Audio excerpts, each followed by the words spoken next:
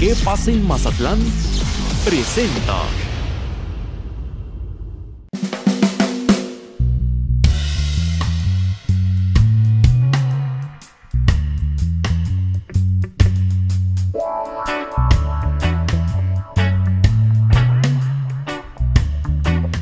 Gracias por estar con nosotros en un nuevo podcast aquí en ¿Qué pasa en Mazatlán? El día de hoy tengo mucho gusto de veras en hacer este podcast con un gran amigo y al cual yo admiro mucho y le admiro su sinceridad, le he admirado su profesionalismo, le he admirado como persona que es, y que estoy hablando de mi gran amigo Mario Martínez, a quien me da gusto saludar. Mario, ¿cómo estás? Muy bien, muchas gracias, Roberto. Muchas gracias por invitarme a este podcast de ¿Qué pasa en Mazatlán?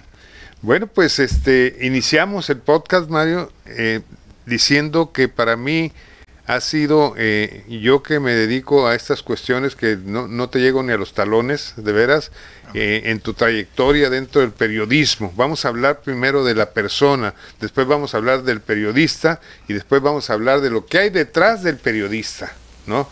Lo comentamos ahorita fuera del aire, mucha gente dice, bueno, pues son periodistas, pero nadie conoce realmente la vida de un periodista, que es una vida normal, como cualquier otro, pero si el periodista llega a cometer un error dentro de su familia, truena, ¿no? Pero en fin, ¿quién es Mario Martínez?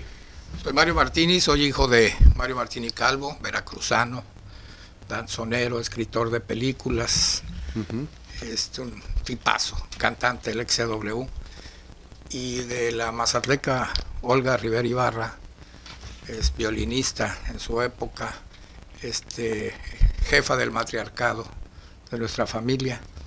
Ellos dos pues hicieron lo que parecía imposible, juntarse de Veracruz a Mazatlán y juntarse y casarse, pues, o sea, ¿cómo lo hicieron? Bueno, pues el destino. Y entonces ellos formaron una familia de 3 hijos, yo soy el menor. Mi papá fue autodidacta, él huye de su padre, que era un fanático religioso, ¿no? A los 12 años abandona la casa paterna, ¿no? Porque pues tenía que leer la Biblia para poder comer, para poder ir, no podía ir al cine, tenía muchas restricciones, ¿no? Ese era ministro, mi abuelo, de manera que mi papá pues decide abandonarlo y va a buscar la vida. Y él desde muy jovencito se mete de peón de vía, porque una de sus hermanas, que ya se había casado, pues estaba casada con un ferrocarrilero. Y de jovencito, muy chiquillo, pues sufrió las penurias de un peón de vía, y tan joven, pues. Años después de esa experiencia, él escribe la película Viento Negro, con David Reynoso, aquella que se hizo famosísima, aquella gran película, de la que la familia comió durante muchos años, porque fue una de las películas más exitosas del cine mexicano. ¿Qué no hubo unas tomas de esa película aquí en Mazatlán? No, fueron en el desierto de Altar, en Sonora. Sonora. Mi papá era una persona que le gustaba mucho el cine verdad. Entonces metía una parte actuada y la otra era gente real, gente de la calle, ¿no? Inclusive ahí en la toma el descarrilamiento de la máquina. Alex Philip Jr., que era el fotógrafo de la película, casi muere porque él estaba emplazada a la cámara y se le vino encima y no se movió. Ahí quedó cerquita la cámara, ¿no? Fue una película que en aquella época, estoy hablando de 1956, yo tenía 3 años de edad, costó 6 millones de pesos, que era una superproducción, ¿no? Mi papá había ganado un premio de Life, de argumentos cinematográficos, de la revista norteamericana Life, y le iban a hacer en Estados Unidos. Y el personaje que hizo finalmente David Reynoso, y que lo hizo bastante bien, lo iba a hacer Anthony Quinn, ¿no? ¿Sí? Que era pues, un tipazo, el personaje pues, era exactamente el mayor, y que se hubiera sido Anthony Quinn, ¿no? Sí, cómo no. Entonces, bueno, pues mi mamá estaba estudiando en el conservatorio, ahí se conoce en el Conservatorio Nacional de Música, mi papá cantaba, está muy bonito, y cantaba en la XX, ¿no? Digo, como autodidacta él se fue criando su propio mundo, y ahí se conocieron. En aquella época, mi abuela, que tenía una casa de asistencia no casa de asistencia, pero asistía a estudiantes sinaloenses o gente de Sinaloa que llegaba pues a la gran Ciudad de México. Y entre ellos a los que hospedó ahí fue a Ferrusquilla y a su mamá. Ah, mira. Y Ferrusquilla, pues le andaba tirando los pelos a mi mamá, ¿no? No me digas, ¿a quién no? Ahí, ¿no? Pues mi mamá era una mujer muy hermosa, muy guapa, Sí, y muy ya guapa. conoces a Ferrusquilla, que no dejaba ninguna pa' comadre, entonces Así es. se conocen, bueno, aparte de que están ahí en la casa de mi abuela, Ferrusquilla también estaba en el conservatorio. Ujú. Pero mi papá pues era un tipazo, un hombre guapísimo, ¿no? La verdad es que yo no le saqué nada. Simpático, una cosa especial, ¿no? No porque sea mi padre, pues mi mamá se enamora fácilmente de mi padre. Extrovertido. ¿No? Sí, extrovertido, bohemio de afición, o sea, una gente muy noble, muy talentoso. Yo por él me dediqué a escribir a pesar de él. Porque ahí en mi libro que acabo de presentar... Que ahorita vamos a comentar este libro que vamos está bastante interesante, ¿verdad? Que se llama A Confesión de Parte. Confesión de Parte. Me invitaste a la presentación, no pude ir definitivamente, pero te agradezco que me lo hayas traído aquí. El libro de Mario Martínez se lo recomiendo, me lo acaba de dedicar. Para mí es un placer, Mario. Gracias de veras que me dediques a este libro. De los 7 libros que has escrito. Así es, sí, ya llevo ahí varios. Y viene el bueno. Viene el bueno. Viene el mejor. Bueno. Ya luego lo platicaremos. Y en este libro, que es un confesionario, por eso se llama Confesión de Parte, que era una frase que usaban los licenciados del viejo cuño, los viejos licenciados, ya los nuevos ya pues ni la saben, que esa confesión de parte es relevo de pruebas. Así es. Que si tú ya confiesas tu culpa, pues ya no hay nada que hacer, pues ya te sentencian, ya estuvo, ¿no? Ya no tienes nada que probar. Ese es un confesionario y abro la parte periodística, que es el primer capítulo, con la negativa de mi padre para que yo fuera periodista. No quería, no papá. quería. Dijo, ¿Por qué? Por ningún motivo va a ser periodista, jamás va a ser periodista, por la corrupción que prevalecía en el ambiente periodístico de ahora y de antes, ¿no? Y en aquella época, pues mi papá colaboraba en el Suplemento México en la Cultura de Novedades. Él era el coordinador editorial, entonces conocía bien la corrupción que había en los medios, ¿no? Periodísticos. Mi papá quería que yo fuera ingeniero, porque su anhelo era haber sido ingeniero, ingeniero civil. Él se retrata en la película de Viento Negro con el hijo del mayor, no sé si te acuerdas, que David Reynosa. Los amigos del mayor. El mayor era David Reynosa, un capataz, sí. bruto, tosco, ¿no? Que tiene un hijo, pero la mamá es muy finita y cría al hijo, que es Enrique Elizalde, lo educa, lo hace ingeniero. Entonces mi papá se retrata, digo yo, en ese ingeniero, ¿no? Que es el que al final logra hacer el trazo del ferrocarril, porque vienen 2 cuadrillas del norte y del sur y se tienen que encontrar y tienen que hacer un trazo por el desierto de Altar, que está muy complicado, y ahí mueren, todos mueren ahí, el ingeniero y toda la cuadrilla muere en ese estudio topográfico que van a levantar. ¿Eso en qué año fue, Mario? 56. 56. Cuando se hizo la película Viento Negro. Entonces mi papá se retrata, digo yo, en ese ingeniero, porque él siempre quiso ser ingeniero. De manera que en aquella época, pues él me inscribe en el Instituto Politécnico Nacional. Yo salí de una primaria pública y me mete a la prevocacional, que era la secundaria, pero ya técnica. Y en aquella época pues no había Procuraduría de Defensa del Menor, ni Derechos Humanos de los Niños, nada, pues ibas, ¿no? Entonces me mete al Politécnico. ¿Te acuerdas que en aquella época, pues Lázaro Cárdenas lanza al Politécnico, Juan de Dios Bati, sinaloense, pues es el fundador del Instituto Politécnico Nacional, que es una escuela para obreros, para hijos de obreros y campesinos, ¿no? Sí. Y pues yo era clase media, pues yo estábamos en otro lado, no era pues, fifí. No, era tirándole a fifizón, pues, ¿no? Entonces, y aparte, pues eso fue lo de menos. Lo que no me gustó fue las matemáticas, muy exigente el Politécnico desde la Prevo, ¿no? Que es la secundaria, ¿no?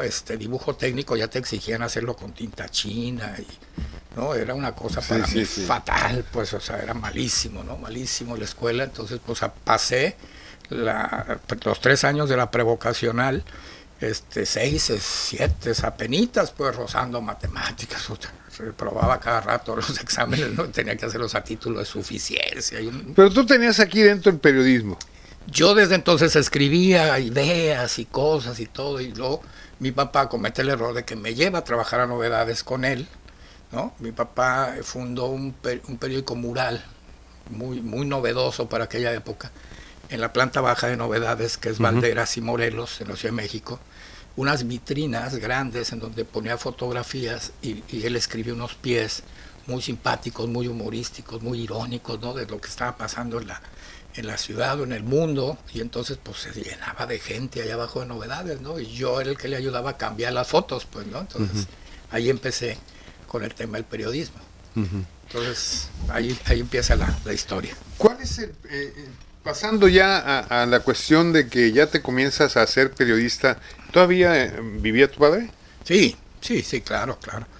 ¿Cuál fue la reacción de él cuando tú le dijiste, ¿sabes qué, papá? Pues como que la ingeniería no es mía y yo quiero ser periodista. Ya tu decisión real, cuando dijiste, ya, voy a romper con mi padre. Pero es que, pues gracias a Dios, viene el movimiento del 68, el movimiento estudiantil, en que yo participo. Yo estaba en la Vocacional 7. La Vocacional 7 estaba en Tlatelolco, donde vivía la familia. Entonces me quedaba a metros de mi casa ir a la Vocacional 7, entonces ahí fue un foco de insurrección estudiantil muy importante, porque ahí recibimos un montón de jóvenes de Salvador, de Nicaragua, que venían a estudiar acá, y que esos jóvenes pues ya habían vivido sus padres, abuelos, revoluciones, guerras, y ellos traían una idea de otro tipo de revolución. Entonces ese foco fue muy efervescente en la Vocacional 7, en la Plaza de las Tres Culturas de Tlatelolco, donde fue la matanza después. Entonces, pues yo ahí estudiaba, y me corren del Politécnico por andar en el alboroto y todo el movimiento, por andar agarrando camiones y andar en el movimiento estudiantil, ¿no? Entonces caigo al campo militar 1 y todo eso, entonces me corren. O sea, ¿pasaste al campo militar? Sí, lo conté en mi libro anterior, en Vivir en la Raya. Este es el anterior libro, ahí escribo sobre ese episodio, y entonces resulta que me corren del Politécnico, de todas las escuelas del Politécnico, ¿no? Entonces había una comisión de honor y justicia en donde te boletinaban, ¿no? Analizan mi caso y entonces me entregan el dictamen, ¿no? De que quedo expulsado de todas las escuelas del Politécnico, incorporadas, etcétera, ¿no? Y ese documento mi papá lo colgó en la sala como si fuera título profesional. Claro, entonces pues ya no tenía yo más remedio que buscar otra alternativa. Entonces me voy a la UNAM. Bueno, paso por la Universidad del Valle de México para terminar un año de prepa, porque acuérdate, la vocacional eran 2 años en el Poli, muy intensos. Y la preparatoria eran 3, como hasta la fecha son 3. Entonces tenía que revalidar un año.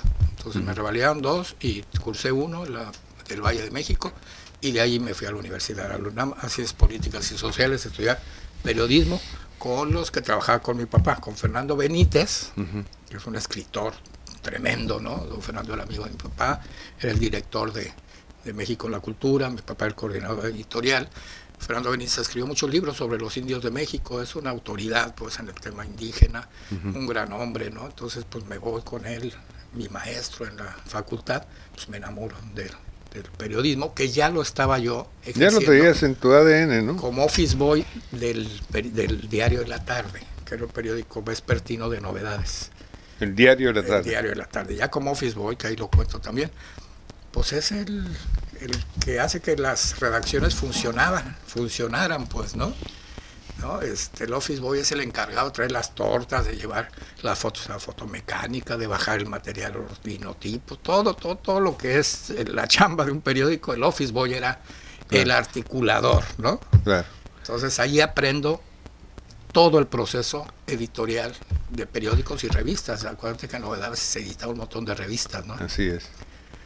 Y ahí ya me enamoro de esto y ya lo complemento con la Facultad de Ciencias Políticas y Sociales de la UNAM, que era una escuela chiquitita, que nos coincidimos en aquella época, lo cuento, porque pues es famosilla, con Verónica Castro, ¿sí? Ella estudiaba Relaciones Internacionales, que era de las carreras que ofrecía la facultad, periodismo, Relaciones Internacionales y Ciencia Política. Y entonces ahí ya me meto de lleno al periodismo, ¿no? O sea, ¿tú conviviste un rato con Verónica? Pues nos veíamos en la facultad, ¿no? Hola, ¿no? Sí, qué hombre, ¿cómo estás? Entonces, y luego a ella ya pues la nombraron el rostro del Heraldo, y entonces ya todo cambió. Sí. Ya la llevaban en una limusina, y la recogían y la traían por todos lados, ¿no? Entonces, así pues, es.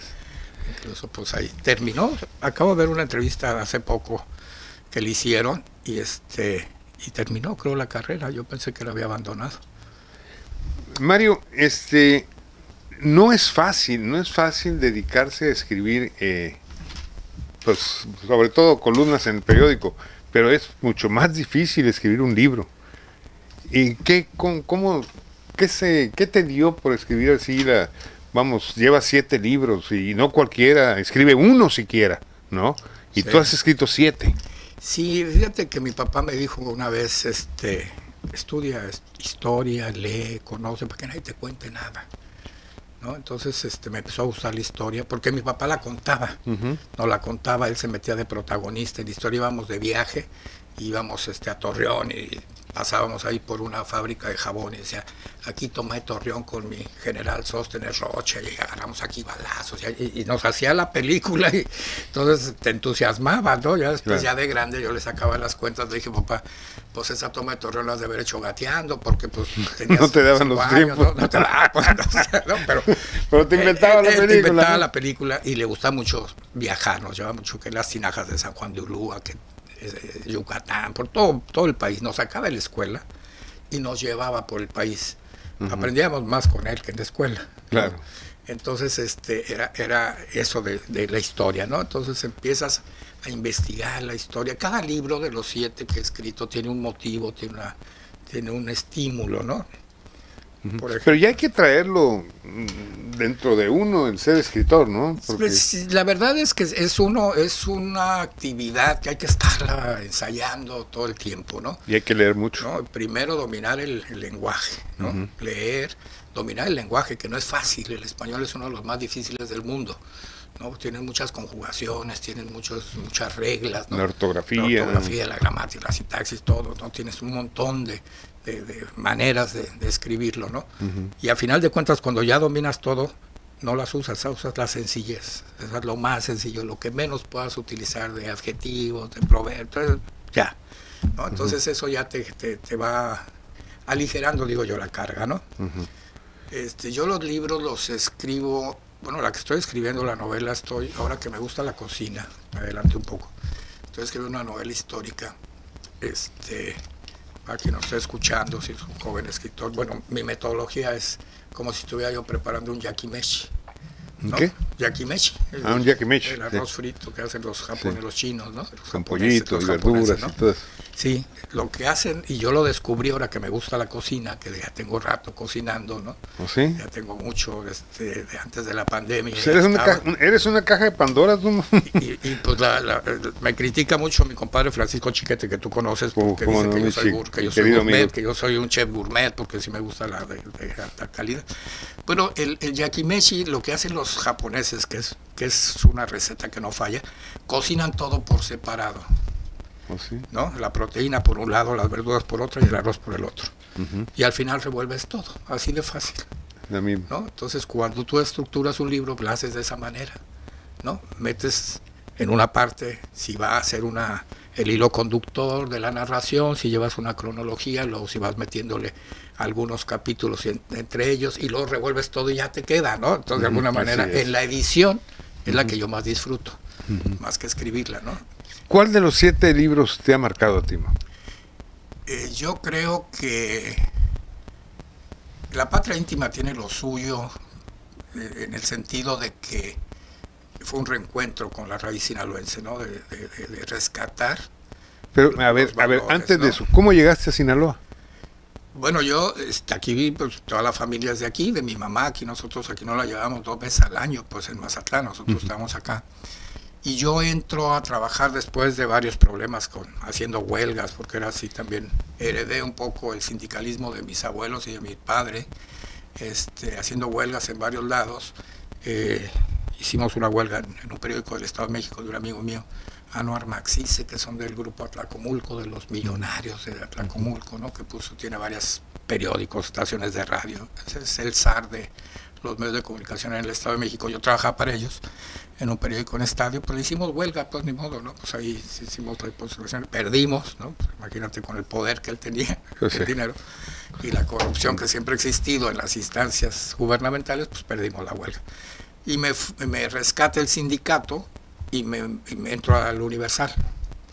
En Universal empiezo a cubrir algunas cuestiones en policíaca al principio, que es donde se forja el periodista. El periodista se hace en la fuente policíaca y en la fuente deportiva. Ahí es donde te haces, ¿no? En la deportiva, porque todo el mundo sabe de deportes. Entonces tú tienes que saber más que el común, ¿no? De fútbol, pues todo el mundo sabe, el de la esquina, al que le preguntes sabe más que tú. Más los que le van a Cruz Azul. Tienes que estudiarle, ¿no? Saberle mejor, ¿no? Y la policíaca, pues tienes que andar en el campo, en los sótanos de la sociedad, así ¿no? es. Así en el inframundo, digamos, ¿no? Donde suceden las cosas más viles, ¿no? Y ahí, pues me tocaron cubrir varias cosas, el metrazo de la Ciudad de México en el 76, donde se muere un montón de gente, ¿no? Y de ahí me pasan a cubrir Presidencia de la República con López Portillo. Ahí estuviste en Los Pinos. Ahí estuve cubriendo con López Portillo la presidencia, pues se la lleva de giras, ¿no? Entonces pues nos íbamos viajando por todos lados. Y ¿Esto con qué periódico? El Universal. El Universal. Sí. ¿No? Y ahí me mandan a cubrir una vez una nota del INMECAFé. ¿Te acuerdas del INMECAFé? Sí, cómo no, el Instituto Mexicano del Café, ¿no? Café. Y ahí estaba de director de comercialización internacional Guillermo Puente Cutiño, de aquí de Mazatlán. Y el director era Fausto Cantupeña, sí, que fue creo que el primero que meten a la cárcel por estos delitos que no conocíamos, que era peculado, ¿no? Uso indebido de la función pública y todo ese tipo de cosas, ¿no? De lo que ahorita es común. Y Mecafé estaba ganando dinero por todos lados, ¿no? Estaban vendiendo café por todos lados, ¿no? Entonces me toca ir a cubrir una nota de Inmecafé. Nos fuimos en los aviones de Inmecafé de la Ciudad de México a Jalapa, donde estaban las oficinas centrales de Inmecafé. Y me toca de compañero Guillermo Puente. Y me dice, oye, ¿tú de dónde eres? No, pues de Mazatlán. No, yo también. ¿Cómo? Sí, pues voy a poner un periódico allá, unas estaciones de radio, quiero ser gobernador del estado. Estaba ganando mucha lana.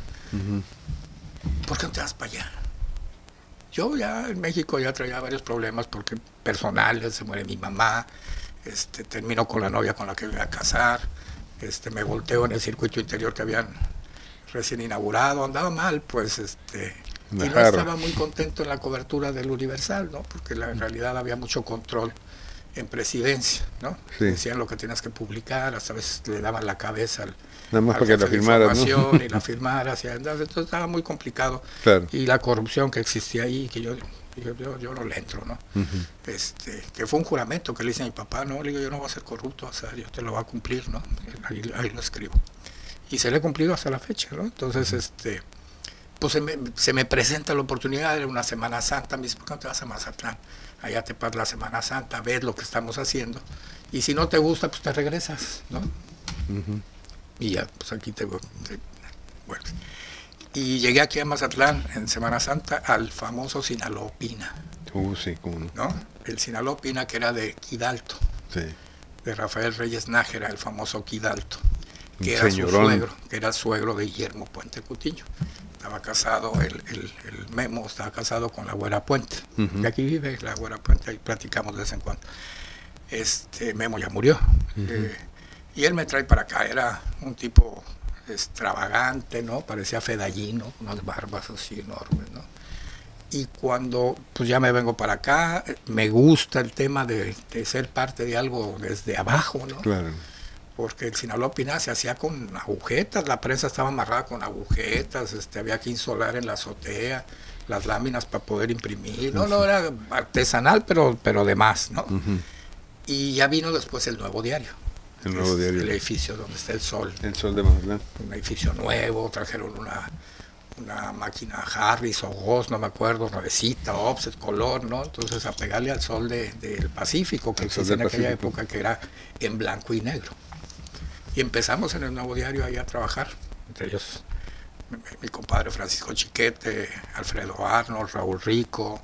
Ya no estaba Sergio Galindo, ¿verdad? No, Sergio Galindo muere, estaba en el Sol. Estaba en el Sol, con Ramón Narváez. Sí. Eran así como la competencia que traíamos Sergio Galindo, ¿sí? De Ramón Narváez contra Francisco Chiquete. Sí, sabes que él era mi primo, ¿no? Sí, supe. Y bueno, ellos estaban en el Sol con el señor Centeno. Sí, con el señor Centeno. Pero sacamos el Nuevo Diario a color, pues se volvió loca la gente, ¿no? Y además muy buenos contenidos del periódico. Teníamos a Abraham García Ibarra, ¿no? Que estaba ahí también trabajando, estaba Marta Alicia en sociales, estaba dos viejanos que mencioné en mi libro anterior en deportes. Era un equipo muy entusiasta de jóvenes, ¿no? Que queríamos hacer un periodismo verdadero y todo esto, ¿no? Pero bueno, se viene el tema de Javier Coello Trejo, ¿te acuerdas, el licenciado? Sí. Que en aquella época pues lo nombran como el fiscal de hierro y empieza a perseguir a toda la corrupción del gobierno, ¿no? Entonces empieza a perseguir a Fausto Cantú. Y entonces Guillermo Puente se tiene que ir del país y huye y se nos pierde por meses y no sabíamos de él y el periódico iba dando tumbos, ¿no? Traía otro director de la Ciudad de México, Mario Santos Coy, que le da un giro al periódico en vez de hacerlo local, que era lo que nosotros defendíamos. Lo quiso hacer como un Universal chiquito, ¿no? O sea, nacional, y pues no funciona, ¿no? Con notas principales nacionales, pues no pega, aquí necesitamos notas locales, ¿no? Marismeño. Empezamos ahí y otra vez nos metimos a la huelga. Ya vamos a hacerle huelga, otra vez. Y pues también la perdimos, ¿no? La huelga. Y Memo, en esa época, pues se le acerca, creo yo, que luego platicamos él y yo en su casa en la Ciudad de México, Olegario Vázquez Raña. Lo ve, pues que anda mal, ¿no? Que anda huyendo, y le compra el periódico. Y se lo compra con la única intención de cerrarlo, para no lastimar al Sol del Pacífico, que era su periódico, ¿no? Y él lo cierra, lo acaba. Y ahí terminamos, ¿no? El tema. Y es cuando entra Noroeste, que no podía entrar Noroeste porque ya había dos periódicos, el Sol del Pacífico y el Nuevo Diario. ¿No? Y el Nuevo Diario, que ya ocupaba la plaza, no podía entrar, ¿no? Hacía una hojita, la edición de Culiacán del Noroeste, hacía una hojita de Mazatlán, ¿no? Que pues, no pelaba. Cuando cierran el Noroeste es cuando decide el Noroeste entrarle con fuerza, ¿no? Y ya trae oficinas para acá y empiezan ya después a construir lo que... Llegó a ser un monstruo, ¿no? Que llegó a ser un monstruo que sostuvo el de Mazatlán al de Culiacán. Sí. Mucho tiempo. Aquí le fue muy bien al Noroeste, ¿no? Mario, ¿casado con quién? Actualmente, con Normalicia Ramírez, es la mamá de mis dos últimos hijos. Tienes una bebita, recuerdo, ¿no? Sí, ya, pues ya está bebita, grande. Ya el mes de mayo cumple 17. No, pues ya, una señorita. Años, y Mario, que está en Canadá, que tiene 29, va a cumplir mañana. Hablábamos al inicio sobre la vida del periodista, la vida privada del periodista, que pocos saben, Mario. Yo te lo dejo a tu criterio, lo que quieras exponer de tu vida privada. Sí, mira, el título de mi libro anterior fue así como una iluminación providencial, ¿no? Vivir en la raya, ¿no? Y lo describo en el libro, ¿por qué el título de Vivir en la raya, no? Javier Valdés, que me lo presentó en Culiacán, me dijo, qué titulazo, o sea, la verdad es que sí te aventaste, ¿no?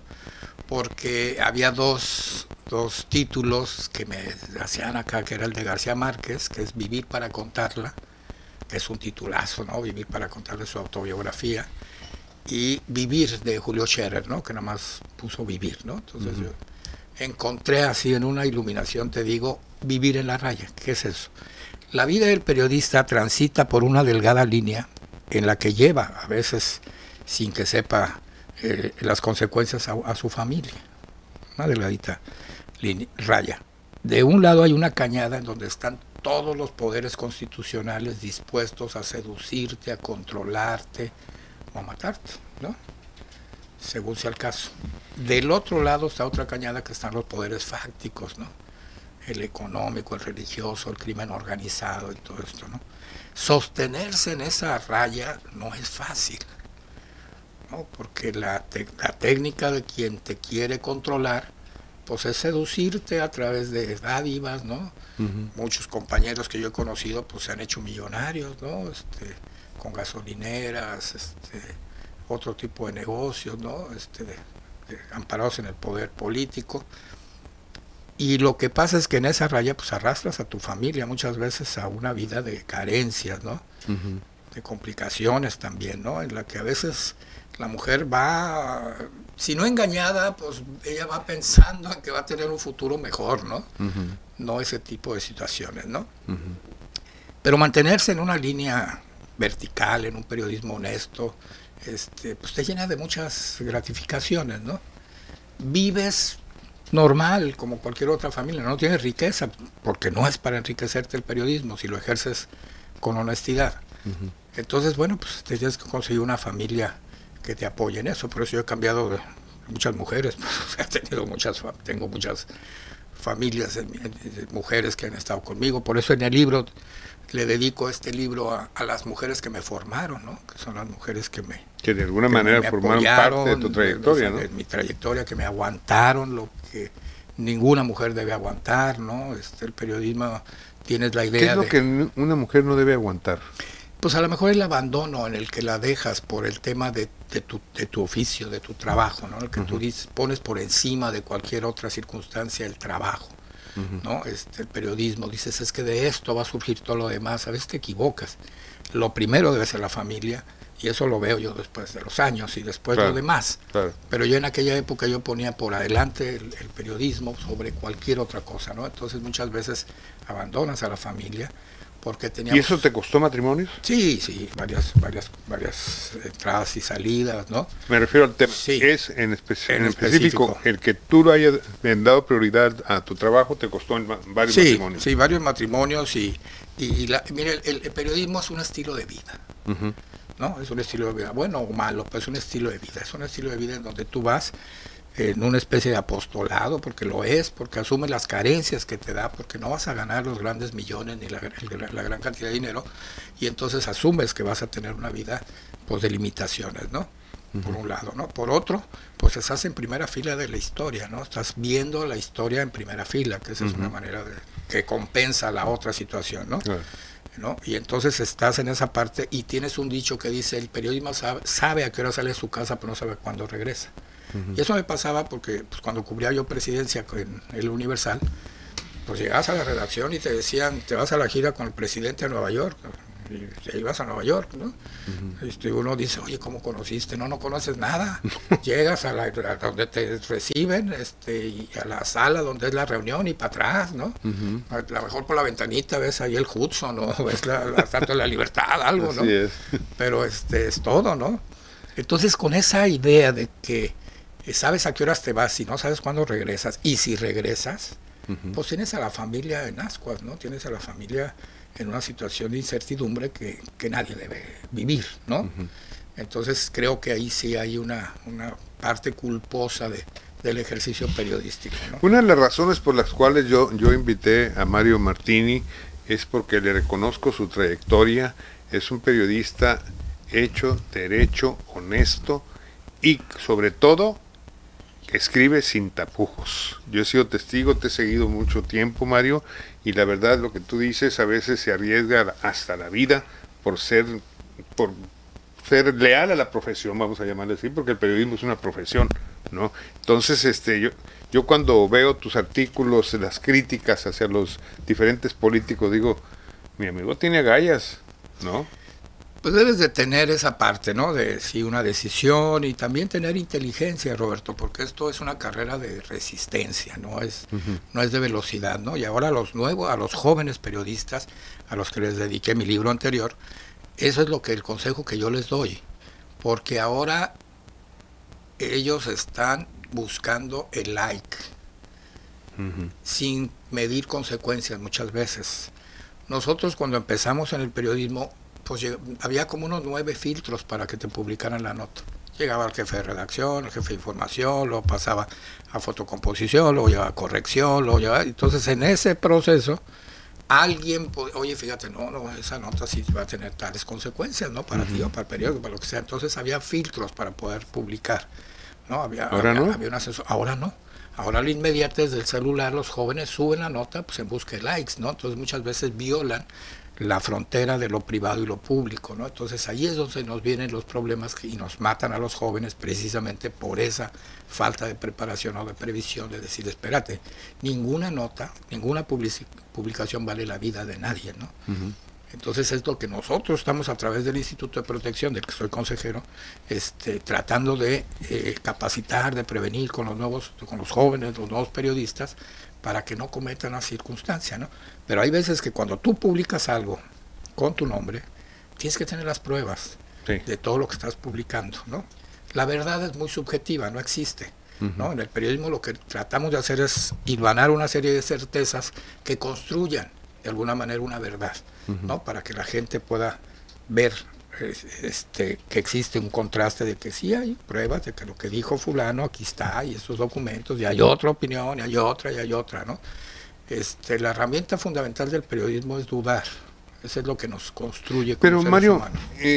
Escuchándote hablar de periodismo de antaño, vamos a hablarlo de antaño porque ya es antaño, sí. ¿verdad? A compararlo con el actual, ahora cualquiera es periodista. Cualquiera es periodista, y fíjate que ahí es donde tenemos un problema en el instituto.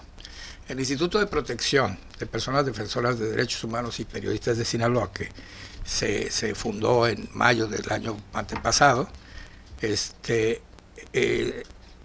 un instituto de buena fe, es autónomo. Entonces, si tú me dices, oye Mario, fíjate que tengo un problema porque publiqué tal cosa, yo te tengo que proteger sin preguntar si eres o no periodista, ¿no? Es de buena fe. Ya después averiguaréis, veré que no es por tu ejercicio periodístico, que te agredieron o te amenazaron o lo que fuera, ¿no? Entonces ahí es donde tenemos que definir. Entonces, bueno, pues ya Naciones Unidas, la Comisión Interamericana de Derechos Humanos ya toma una definición más o menos de que el periodista es aquella persona que publica de manera periódica, sistemática, información de contenido colectivo, de interés social, etcétera, etcétera. Ya hay una definición un poquito más apegada a lo que es un periodista. Porque bien dices tú, si ahorita un muchacho ve una situación de alguien, del presidente municipal saliendo de un motel y lo filma y todo, y lo sube a sus redes y todo esto, y lo pueden amenazar y decirle, oye, espérate, ¿no? Entonces él dice, oye Mario, porque yo publiqué esta fotografía del alcalde saliendo de un motel, pues me quieren matar o me están Pero amenazando, ¿no? aún así, lejos que sea periodista, lo puede hacer cualquier ciudadano. Cualquiera, ¿no? Pero ya la definición que dio la ONU y la Comisión Interamericana de Derechos Humanos es esa. Tiene que ser alguien que publique de manera periódica, sistemática, en un medio estable, sea tradicional, sea digital, sea ¿no? Entonces ya con eso el instituto ya hace una evaluación del riesgo y te dice, a ver Roberto, pues fíjate que no, pues tú no tienes ningún portal que diga que es de noticias, no tienes redes sociales que hablen de esto, no publicas periódica, es una publicación esporádica. O sea, nosotros podemos estar dentro de... Tú sí, claro, por supuesto, todos los que ya están en esta parte de publicar información, pues como en tu caso, que es diaria, ¿no? Que es sistemática, que tienes muchos años, pues estás bajo la protección del instituto, sin duda, y tu gente, ¿no? Entonces ahí es donde el instituto de entrada, si un muchachito que grabó al alcalde saliendo de un motel con la amante, lo protegemos. Y ya después, en la evaluación de riesgo, decimos, ¿sabes qué? Pues esto no eres periodista, no te puedo proteger, ¿no? No te puedo proteger, ¿no? Entonces, este instituto surge, pues, cuando de aquí en el sur empezamos a tener esa efervescencia de unión periodística, de unión gremial, cuando matan a Burgueño. No sé si te acuerdas, a Manuel Burgueño en el 84. Sí. Manuel Burgueño colaboraba conmigo en Paralelo 23 desde aquella época. Entonces lo matan y entonces empezamos a tratar de unirnos y nunca pudimos cuajar una unión de periodistas, ¿no? Es muy complicado, inclusive a nivel nacional. Mucho celo, ¿no? A nivel nacional es el gremio más difícil con el que puedes trabajar, por lo que te decía hace rato, la duda. Es nuestra mayor herramienta. Tu herramienta, y eso lo dice a los reporteros, dúdale a todo. Y entonces ráscale y vas viendo, pues vas despejando la duda y vas encontrando de alguna manera esas certezas que te platico, ¿no? Claro. Entonces, es muy difícil, porque ese instituto no sirve, tienen intereses, no gastan dinero, nos llegan balazos por todos lados, por los que no quieren que exista el instituto, que les moleste el instituto, ¿no? Y otros que lo hacen por total ignorancia, ¿no? Pero es un instituto que está ahí, que es una lucha de muchos años de periodistas viejos de hace mucho tiempo, ¿no? Que se logró para estos jóvenes. Es una institución muy buena que no teníamos ni tú ni yo cuando empezamos en esto, ¿no? No, pues la verdad es que yo tengo apenas 15 años. Pues Vamos a cumplir 15 años en radio, ¿no? Y en la plataforma en redes sociales, pues, 7 años creo. Te llevo 40. Pues, ya me lo te alcanzo. Cumplí en el 40 años ya de periodismo. 55. Te ¿Sí? digo 40, tienes 15. Ah, 55. El año, en octubre del año pasado cumplí 55 años, ¿no? Que es parte del motivo de la publicación de Un personaje en el periodismo, Mario Martini, en el periodismo serio, porque vamos a hablar de un periodismo serio, puede haber muchos, pero serios, pocos como Mario Martini aquí en el puerto de Mazatlán, en el estado de Sinaloa y a nivel nacional, porque pues ha sido corresponsal de diferentes diarios también, tengo entendido, ¿no? Sí. Bueno, pues este libro, ¿dónde lo podemos encontrar? Está en la Casa del Caracol, aquí en la Constitución, y entre Heriberto Frías y Belisario Domínguez, creo que son ahí. ¿Casa del Caracol se llama? Sí, Librería El Caracol en la Plazuela Machado, antes de entrar a la Plazuela Machado, sobre la Constitución, ahí con Laura Medina, ahí lo encuentran. Léalo, de veras, es bastante interesante. Y yo, pues obviamente, le hemos dado una ojeada y con lo que nos has comentado, Mario, la verdad es que me quedo, pues, bastante interesado en leerlo. Te digo que esta es como segunda parte de Vivir en la Raya. Es donde yo pues divido el libro en 4 capítulos, que es el de periodismo, ¿no? Con algunos logros, los poquitos que he podido tener.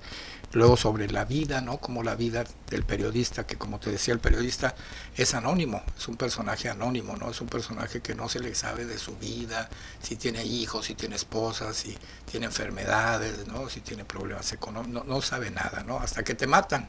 Cuando te matan, ahí empiezan a salir todas las virtudes, ¿no? Y entonces empiezan a hablar bien de ti, o mal, ¿no? A veces, ¿no? Entonces, la parte de la vida, pues ahí reveló, pues, enfermedades personales, ¿no?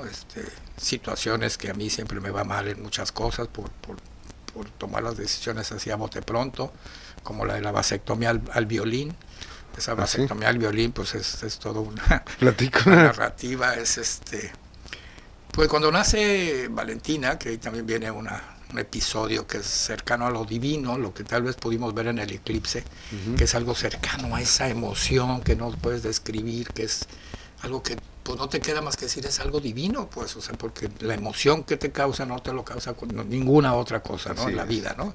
El nacimiento de Valentina, pues ahí también lo narro, cómo fue una situación que yo, que no soy creyente, que no soy muy religioso, lo meto en la parte de un milagro de la divinidad, ¿no? Valentina te vino a inyectar fuerzas, ¿no? Sí, Valentina es mi motor, ¿no? Es mi callado, es mi compañera, es mi secretaria, es todo, ¿no? Entonces es la que me trae a 80, ¿no? Ahorita yo soy su chofer de tiempo completo, ¿no? Ella sale a la escuela a las 7 de la mañana y regresa hasta las 8 de la noche, y yo la ayudo en los trayectos, y voy y vengo, y la llevo y la traigo, ¿no? Entonces, me ayuda mucho en ese aspecto, ¿no? Y esa cuando yo ya tengo 9 hijos, ¿no? Tengo 9 hijos, ¿no? Es como decía el Huilo Mentiras, 5 de riego y 4 de temporal, ¿no? Que son los hijos de Marta Alicia, que yo los veo con mis hijos, ¿no? Que son 4, y 5 que yo tuve después con diferentes parejas, ¿no? Dije yo, cuando nace Valentina, pues ya me tengo que cortar la coleta, como dicen los toreros, ¿no? Ya estuvo, ¿no? Ya no voy hasta seguir trayendo hijos. ¿Qué edad tienes, man? 71. 71, somos de la edad. 71 en enero pasado cumplí. Yo los cumplo en mayo. Eres más chico que yo, unos meses, ¿no? Entonces dije, pues ya es hora de hacerme la vasectomía, porque ya estuvo bueno, ya tenía yo, cuando nace Valentina yo tenía 54 años, ¿no? Entonces dije, ya estuvo bien de andar trayendo hijos a estas edades, ¿no? Sí. Y decido hacerme la vasectomía, y alguien por ahí me cuenta, me dice, no, hombre, en el ISSSTE hay un amigo que es el amo del bisturí, ese te la hace de volada y te vas caminando a tu casa y no hay ningún problema, ¿no? Pues dirás bien, dije, ya me dio el nombre y todo eso, dije, pues lo voy a buscar, ya se la cita con él y llegué al ISSSTE, yo solo, fíjate, ahí en Macho. Pues pensando, como me había platicado que no pasaba nada, que te salías caminando, dije, pues vamos, total. Sin problema, ¿no? Y llego yo al ISSSTE y me meten, ahí lo narro, ¿no? Que hasta da risa, pero pues en ese momento yo estaba con mucha tensión, ¿no? prácticamente en una oficina, con archiveros y un escritorio, y así como con una sábana y una lámpara de esas de quirófano, una chica. Ahí me dijo, o sea, ahí, ¿no? Y pues órale, pues ni modo. ¿En un escritorio? Así, ¿no? No era el quirófano que tú esperabas ver, pues, claro, ¿no? Pues eso me dio hasta cierta certeza. Dije, pues en realidad eso es fácil, ¿no? Te lo pones hasta parado, ¿no? Yo creo, ¿no? Y bueno, pues ahí empezamos. El doctor era medio humorista, ¿no? Y entonces lo estaba asistiendo una muchacha que era, pues, de las estudiantes que están ahí, ¿no? Del servicio, ¿no? Están ahí haciendo su servicio, y entonces pues ahí empezamos el tema, y entonces él empieza a platicar y todo eso, a decir, no, mija, no le vais a cortar esa tripa, porque esa tripa, pues entonces ya me lo dejas, me lo desgracias, y no sé qué. Yo así, metido ahí, dije, no, hombre, pues yo quería correr, pero me tenía agarrado de los gavilanes, como dicen los toreros, ¿no? Dice, pues ¿cómo? ¿No? ¿Para dónde? ¿No? El Tarantino del bisturí, ¿no? Y de ahí viene el amigo, ¿no? Y bueno, pues ya me hacen la operación, según yo, y me hicieron lo que tenía que hacer, y me dice, ya se puede ir, ¿no?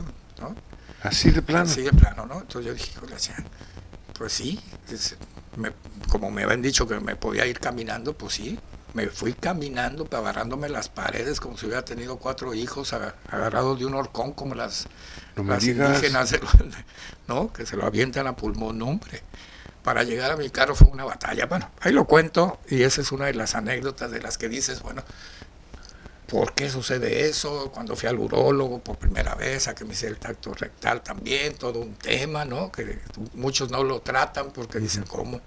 ¿No? Es humillante ese tema, pues, ¿no? Ese fue la causa de la muerte de un gran amigo de nosotros. Así es. Juan Manuel ¿no? García. ¿No? Entonces te tienes que hacer pues todo ese tipo de pruebas, que esa es parte de la enseñanza o de la sugerencia del libro. Hágansela. Yo a Chiquete lo traigo chicoteado porque pues él se niega, pues no, a hacérsela, hay que hacérsela, ¿no? Entonces ahí vienen ese tipo de cuestiones. Y el otro capítulo, bueno, y vienen varias revelaciones, por eso es un confesionario de mi vida, de varias cosas, ¿no? Que están ahí medias íntimas, que las saco. Le dedico después el capítulo de mis muertos, ¿no? A gente que quise, a Juan Manuel, ahí viene un artículo para él, viene artículo buen amigo, para Marta Alicia, ¿no? Pues Marta Alicia también. Mi hijo periodístico, el Talacho famoso, ¿no? Sí, Talacho. Entonces, ahí le dedico eso. ¿Sabes que él iba a ser parte de este proyecto? Sí, seguramente. Ya estábamos hablado y todo. Seguramente. Y desgraciadamente se nos fue antes. Sí, ¿no? Él aprendió bien el oficio, le supo, algo le enseñé, entonces creo que tenía el toque, tenía la ironía, todo ese que yo siempre lo he manejado en mis medios de comunicación. La aprendió bien y la dominaba, ¿no? Entonces la dominaba bien. Le salió bien. Y te digo, el capítulo ese de mis muertos, pues es esa parte también que me relaciona con la cocina, porque entonces yo encontré la cocina. Dije, ¿por qué me está gustando la cocina? ¿Qué sentido tiene, no? Y yo entendí, pues primero dije, bueno, pues es que Vasconcelos dijo que comer es un acto de barbarie, ¿no? ¿Te acuerdas aquella frase que le atribuyen a Vasconcelos, que dice que la barbarie empieza con el olor a carne asada, ¿no? Entonces yo dije, pues sí, cierto, pues no estamos comiendo a un animal que andaba corriendo hace 3 días o 4, ¿no? Sí. Y sí es un acto de barbarie. Entonces dije, lo voy a hacer con estilo. Por eso ahí donde cambio con Francisco, porque me gusta lo elegante, lo gourmet, hacerlo menos bárbaro, pues, ¿no? Hacerlo menos bárbaro. Pero ya que le encontré esa justificación a la cocina, dije, ahora necesito buscarle. Suena ridículo, a veces cursi, cocinarle a tu familia es un acto de amor, ¿no? Claro. Yo me siento bien satisfecho cuando cocino y que les gusta lo que cocino y todo eso. Es un acto de amor, es una comunión muy, muy padre, ¿no? Que no lo entendía yo antes, que cocinara, ¿no? ¿Pero nunca habías cocinado, Mario? Nunca. O sea, de repente me empezó a gustar. ¿Te metiste a YouTube con Chepina o con quién? Me metí ahí a varios tutoriales japoneses, chinos. Ahora estoy muy metido en ese tema porque a Valentina pues, es la cocina que le gusta a los jóvenes, ¿no? Sí, los sushis, el yakimeshi, ¿no? Todo ese tipo de cuestiones, ¿no? Entonces después entendí, dije, bueno, ahora le quiero dar otro sentido. Yo había tenido una experiencia que se me grabó mucho en Bellas Artes, que fui con Marta Alicia precisamente, a una instalación, que era una cosa muy novedosa, es una actividad artística, que es una instalación, y me tocó ir a la instalación de Julio Cortázar. ¿Qué es una instalación? Es reproducir, por ejemplo, la habitación donde dormía Julio Cortázar, con sus cigarros, sus olores, su ropa, sus botas, ¿no?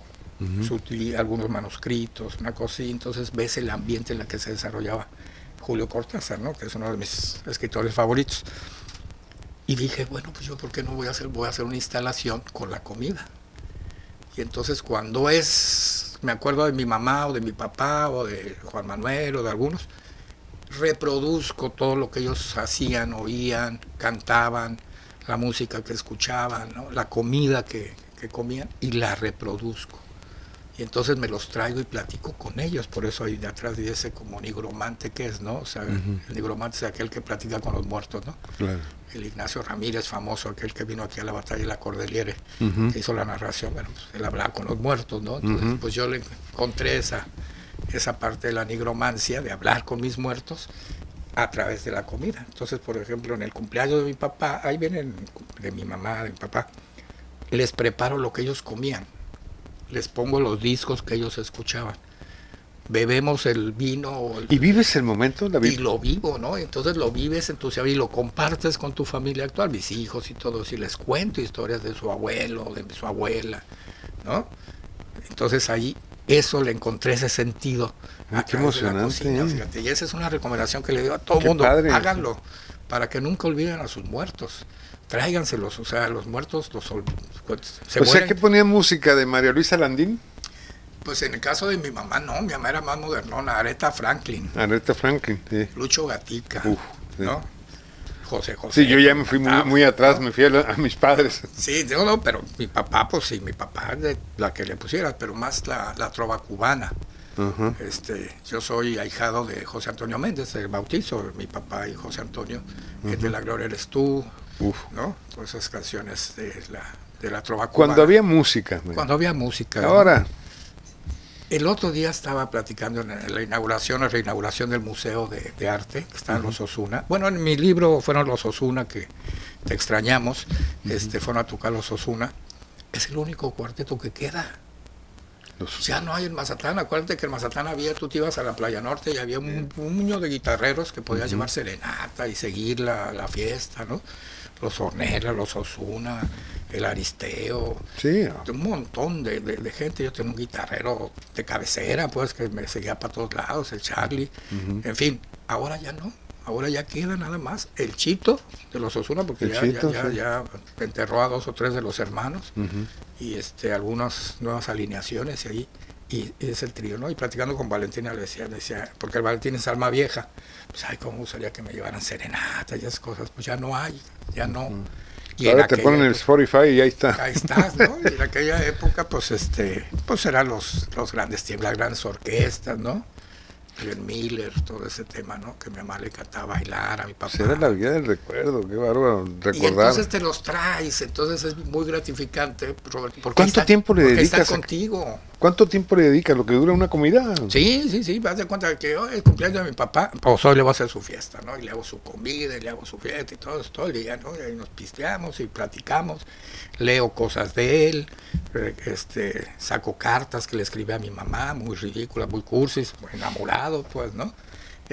Y leemos cosas, ¿no? Entonces ahí lo traes, es una instalación, ¿no? Híjole. Y eso viene en la parte del capítulo de La muerte no tiene permiso, así está el título del capítulo, La muerte no tiene permiso, ¿no? O sea, para que te lleve a tus muertos y se olviden, ¿no? No tienen permiso de olvidarlo, ¿no? Claro. Mario, y pasando a otro tema, ya casi para terminar este podcast, ¿cómo es la situación de nuestro país? Muy triste, la veo muy triste, ¿no? Muy complicada. Se han dejado muchos espacios para la violencia, para el rencor, ¿no? Un país polarizado. Para la confrontación entre ciudadanos, ¿no? Y eso va bajando cada vez más, lo acabamos de ver aquí en la confrontación con los músicos de banda de playa y otros ciudadanos. O sea, no es correcto que nos estemos peleando entre ciudadanos, entre mazatlecos, ¿no? En este caso, ¿no? Entonces la violencia está en cualquier lado, ¿no? Cualquier persona se baja porque te pasaste, te le atravesaste o algo, ¿no? Entonces está el tejido está muy... Sí, la violencia está ahí, pues, presente, ¿no? Y eso es un síntoma de una descomposición que viene de arriba, ¿no? Que desde el púlpito presidencial, lo hemos dicho, lo he escrito, pues se ha generado esta confrontación, se ha alentado la confrontación entre ciudadanos, ¿no? Tú ves las redes sociales y las redes sociales es un campo de batalla. Si tú publicas algo en contra del que el otro está apoyando, se te vienen encima con todo, ¿no? No es fácil ser periodista en estas épocas, ¿no? Porque más con las redes sociales, ¿no? Antes, pues tú lo que escribías y pues era así como una verdad absoluta, pues no había nadie que te reclamara. Claro. Ahora con las redes sociales todos opinan, todos tienen libertad de expresión, que es bueno, pero es una arena de confrontación, de guerra, de lucha, ¿no? El país se ha descompuesto, vivimos peor que antes, ¿no? Hablando de Mazatlán hay mucho vacío de autoridad, lo escribí ahora con el tema de las bandas. No es problema de las bandas, Roberto, no es problema de los mazatlecos, no es problema de los hoteleros, no es problema de los empresarios, es problema de la autoridad. La autoridad dejó un vacío que fue ocupado por otras personas, por la violencia, por la ilegalidad. Nadie cumple la ley en Mazatlán.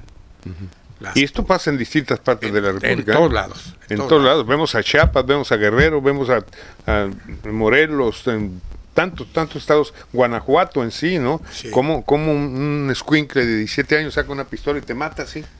Porque eso es lo que estás generando desde arriba, desde un gobierno que promueve la ilegalidad, abrazos no balazos, que los criminales tengan patente de corso, que puedan hacer lo que ellos quieran, ¿no? Que incluso pues ya se metieron a áreas en donde antes no entraban ellos. Que había códigos. Había códigos de lealtad de moral incluso, ¿no?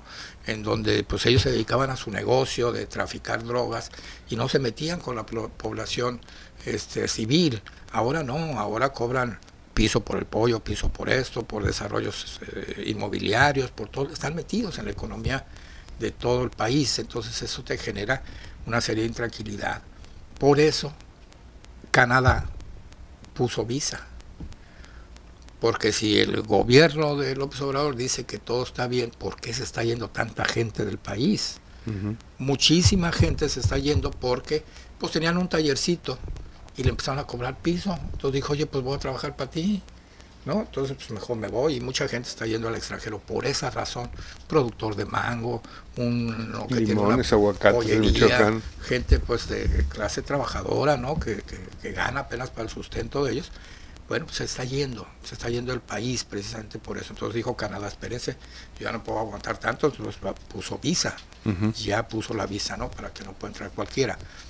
Eso es un síntoma de la descomposición del país, ¿no? Ahora vemos con tristeza, Mario, que aquella frase que decían que López Obrador era un peligro para México. Pues la verdad es que no hay, yo veo ahí, pregunto, díganme un acierto de este gobierno, uno. No hay.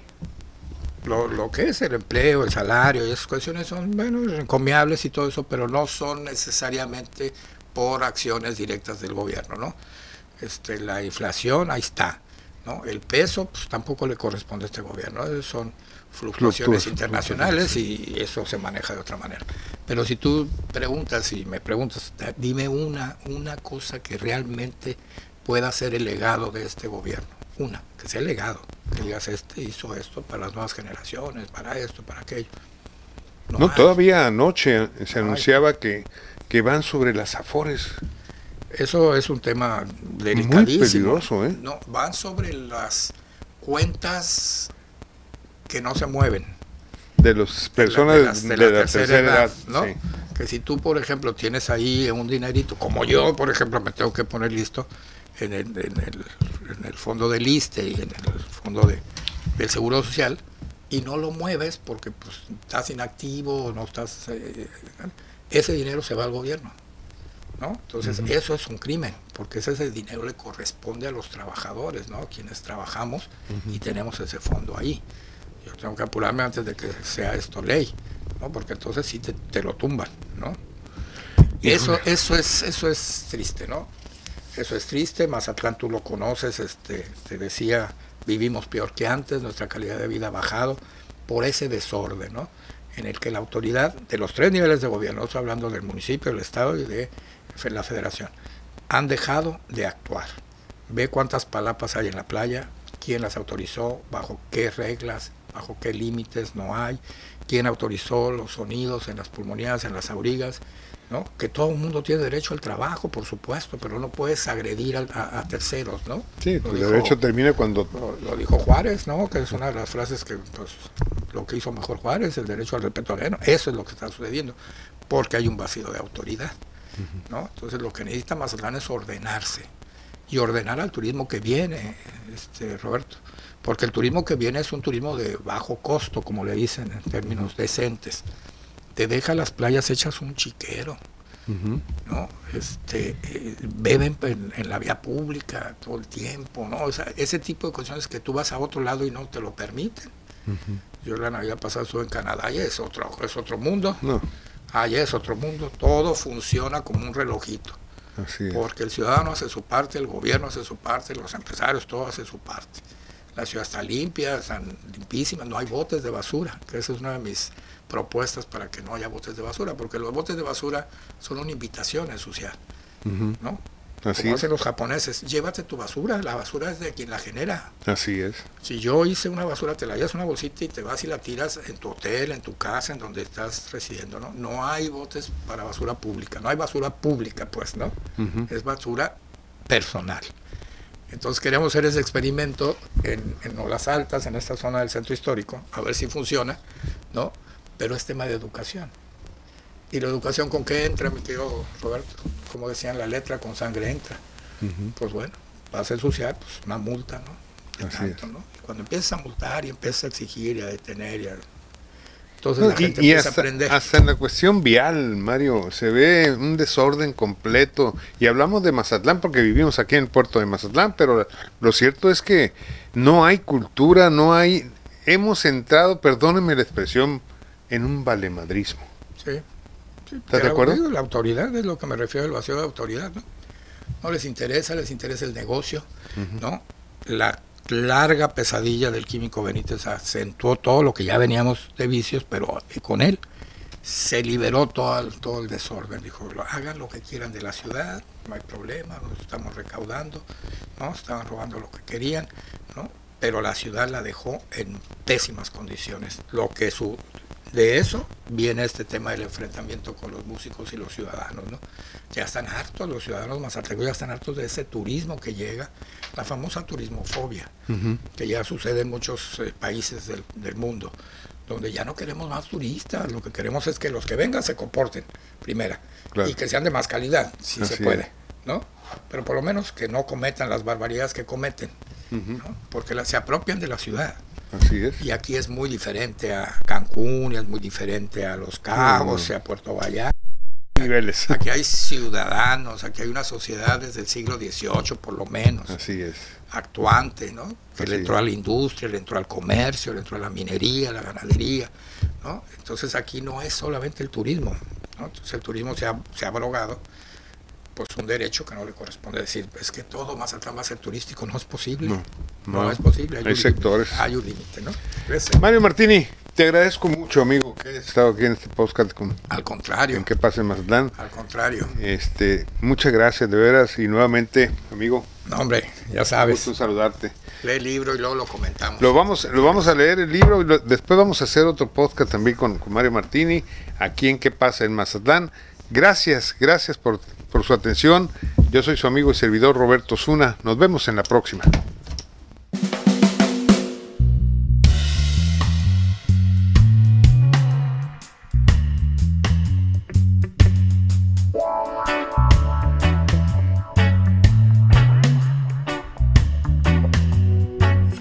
¿Qué pasa en Mazatlán? Presentó